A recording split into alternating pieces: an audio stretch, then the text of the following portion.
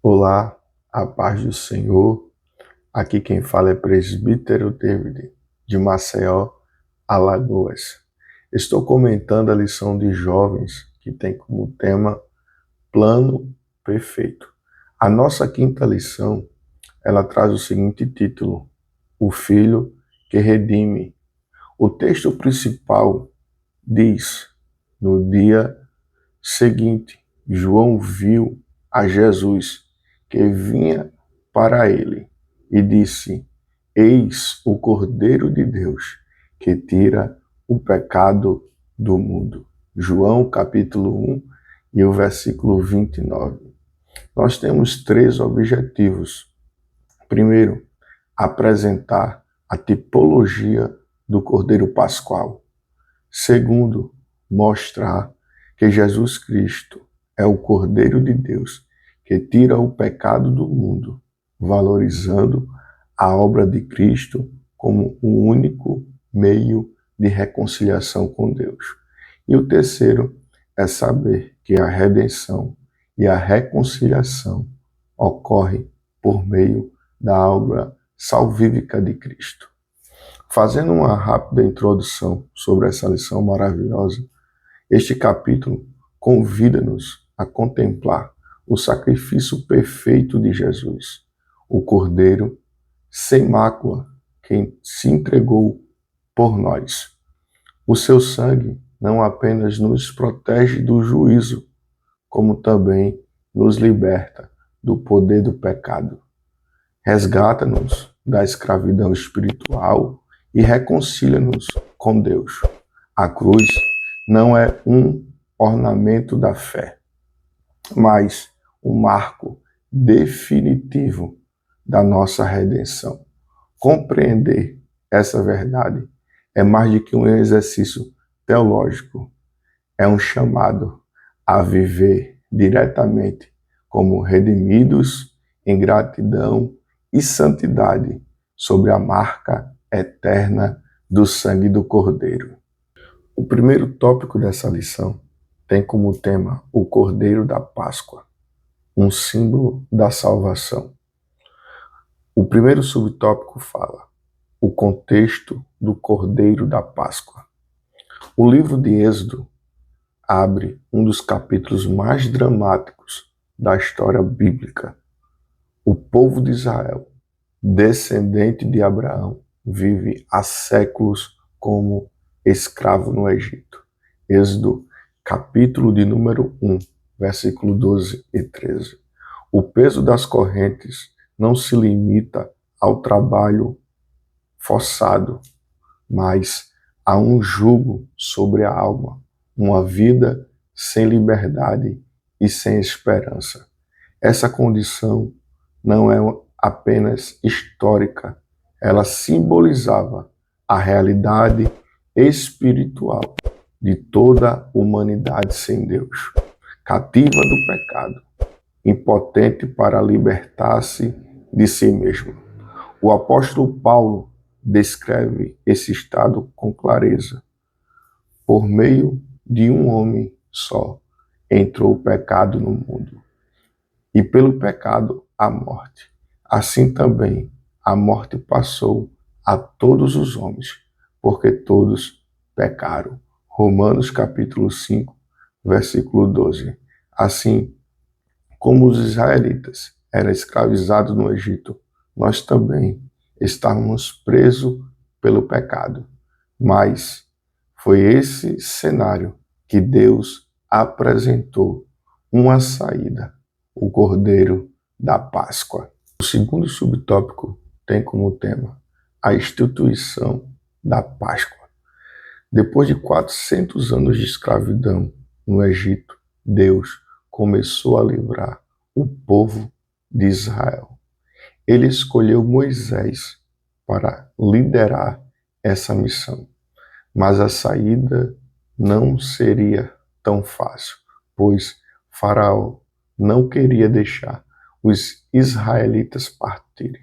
Então Deus enviou várias pragas para confrontar o coração endurecido de Faraó.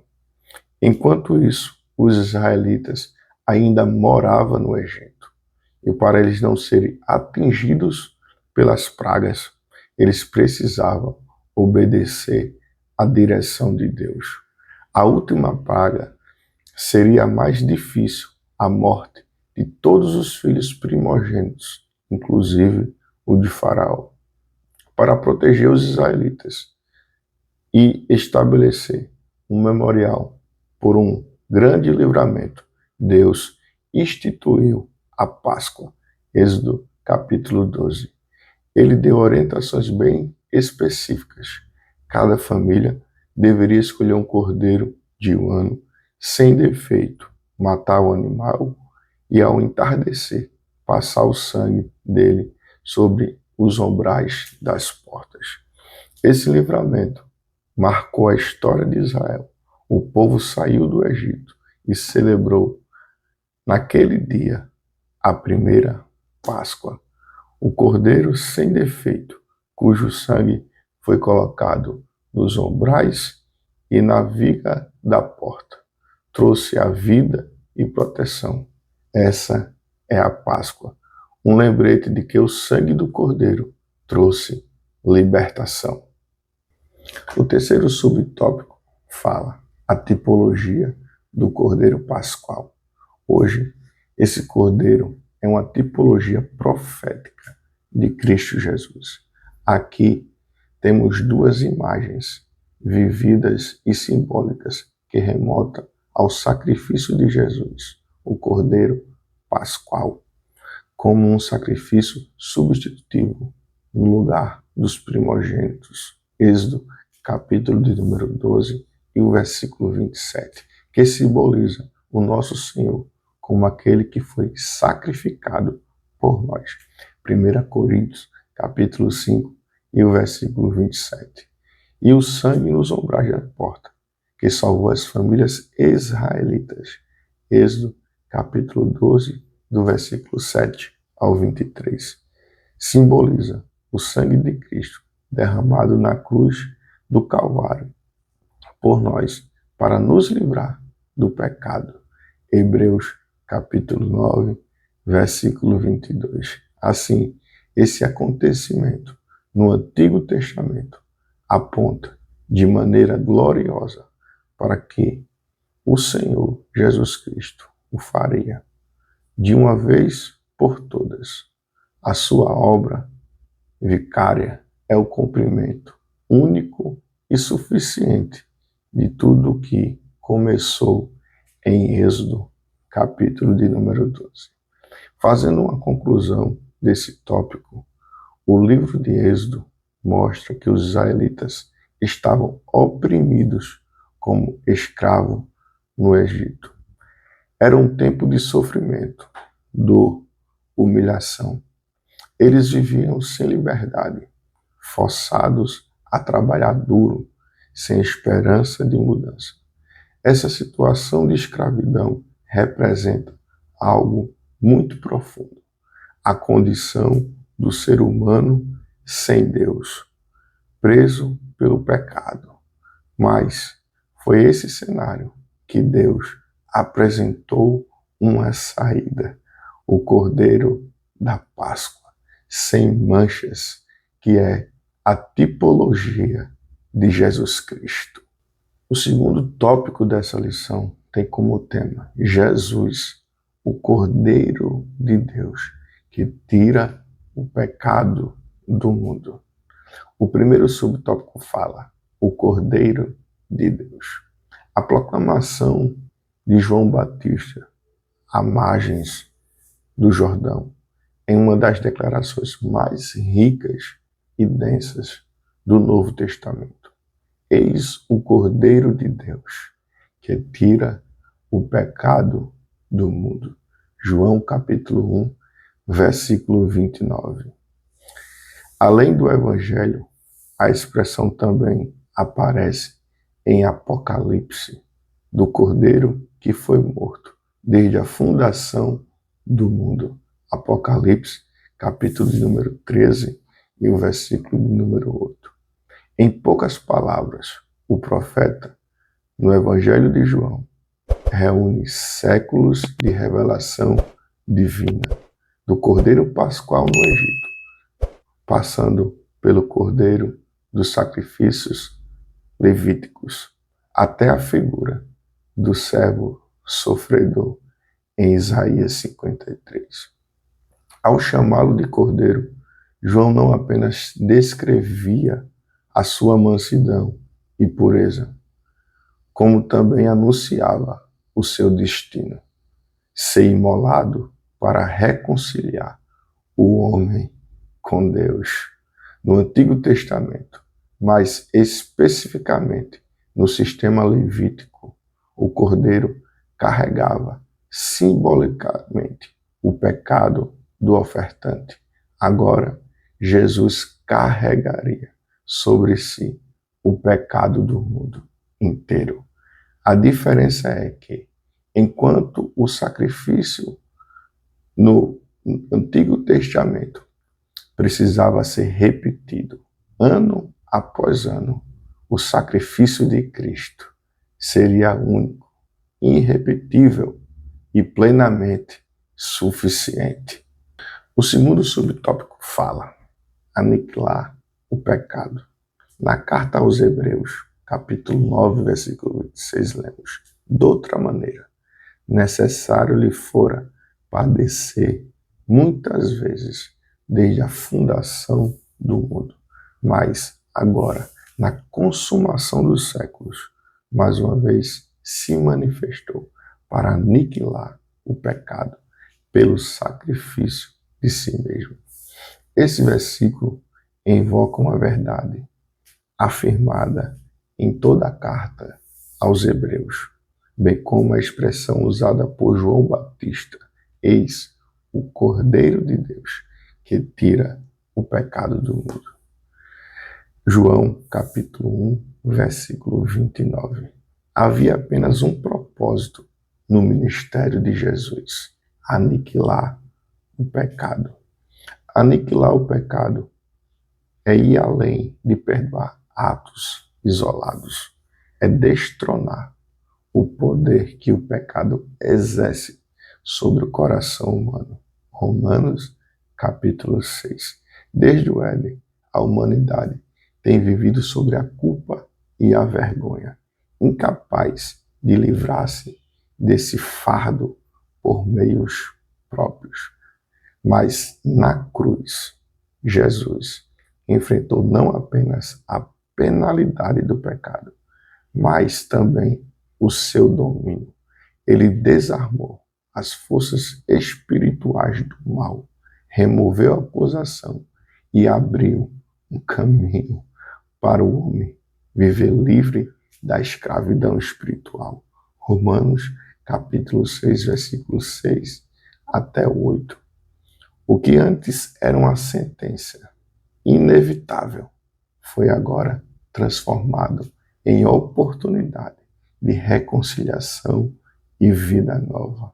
Efésios capítulo de número 2, versículo 14 ao 16. O subtópico de número 3 tem como tema o poder do sangue de Jesus. A lei declarava: sem derramamento de sangue não há remissão. Hebreus capítulo 9, versículo 22. No sistema levítico, o sumo sacerdote entrava anualmente no Santo dos Santos, compartimento do tabernáculo, e mais tarde no templo judaico, com sangue de animais, intercedendo pelo povo. Esse sacrifício era, no entanto, provisório, apontando para algo infinitamente maior. Em Cristo, a imagem é impactante. Ele não levou sangue alheio, mas o seu próprio sangue. Entregou-se voluntariamente como oferta perfeita e suficiente para sempre. No Antigo Testamento, o sumo sacerdote oferecia todos os anos sacrifício com sangue de animais, Hebreus capítulo 9, versículo 25. Mas com Jesus foi diferente. Ele entregou-se a si mesmo e ofereceu o seu próprio sangue por nós quando morreu na cruz. Hebreus capítulo 9, versículo 22. O sangue de Jesus tem um significado muito forte para a nossa fé. Tanto que, na ceia do Senhor, uma das ordenanças da igreja, o que é o cálice, representa o sangue de Cristo. Quando participamos da ceia, estamos lembrando que foi o sangue de Cristo que nos trouxe vida. Por isso, nunca devemos esquecer que o sangue de Jesus significa: foi pelo sangue que nós fomos libertos, foi pelo sangue que nós fomos salvos, foi pelo sangue que nós fomos comprados, foi pelo sangue que nós fomos perdoados, foi pelo sangue que nós fomos purificados. Fazendo uma conclusão do segundo tópico, viver à sombra do Cordeiro que aniquilou o pecado é viver sem medo da condenação, sem a necessidade de carregar culpas antigas e sem permanecer preso a padrões que escraviza. É crer que na cruz não foi um mero gesto simbólico, mas uma obra eficaz, capaz de restaurar a dignidade perdida e abrir portas para a comunhão eterna com Deus. Por isso, todo aquele que crê é chamado não apenas para aceitar o perdão, mas também para experimentar a libertação que Cristo conquistou com seu sangue, o Cordeiro de Deus, que tira o pecado do mundo. O terceiro tópico dessa lição tem como tema a redenção e a reconciliação por meio da obra salvífica de Cristo. A obra salvífica realizada no Calvário é poderosamente um chamado a todos os pecadores, mas eficaz apenas aos que se arrependem e crê no Filho de Deus.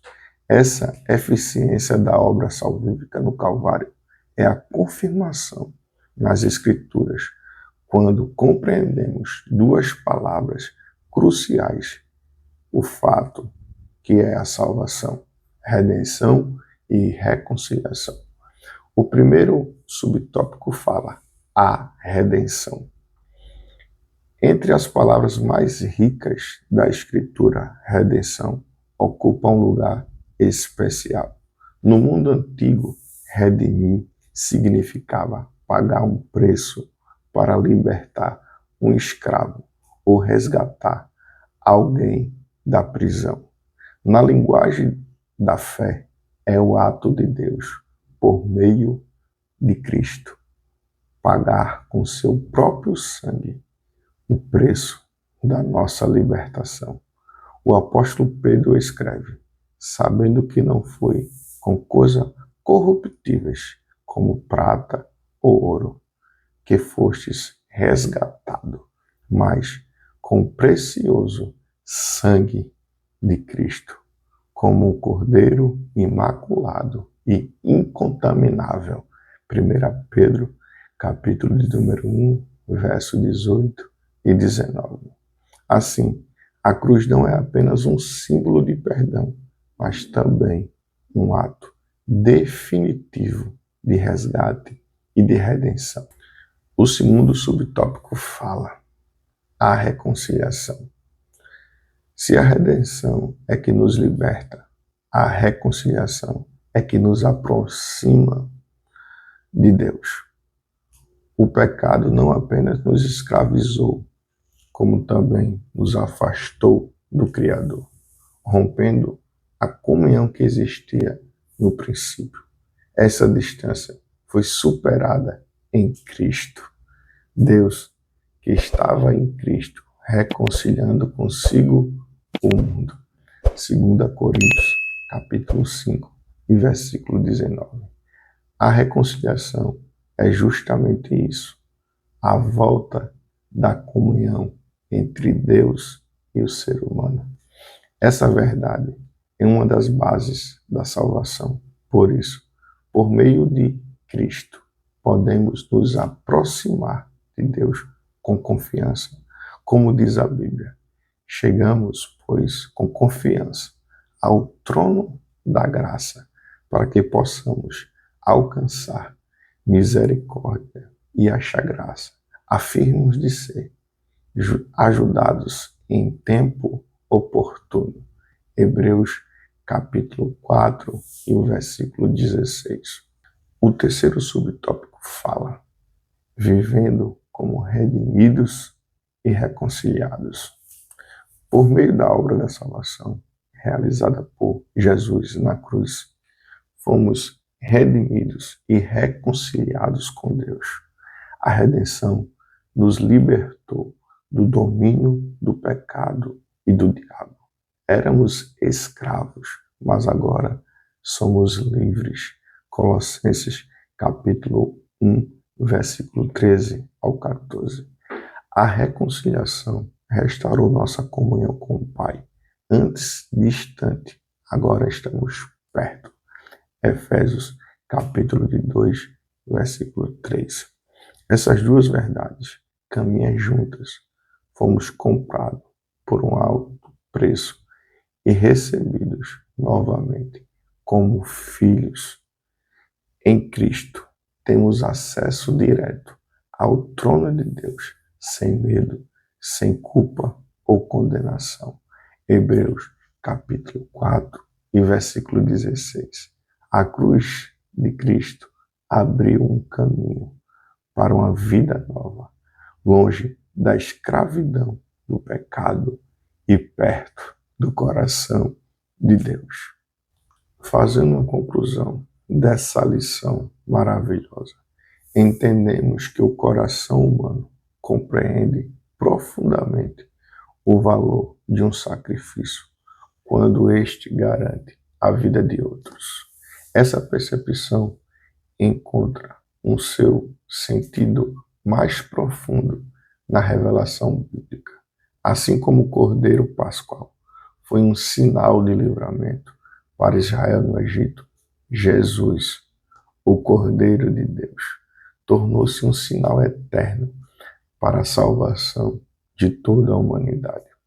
O seu sacrifício perfeito na cruz não apenas nos livrou do juízo, mas também destruiu o poder do pecado e abriu o caminho da reconciliação e nos concedeu uma nova vida. O que antes era sombra e figura alcançou o cumprimento pleno na obra consumada no Calvário. A cruz não é apenas um marco histórico, mas também a ponte viva que nos liga ao trono da graça. Por ela, temos acesso direto ao Pai e a certeza do perdão e da segurança eterna. Diante dessa verdade, não há espaço para indiferença. Fomos comprados por um alto preço e recebidos como filhos amados.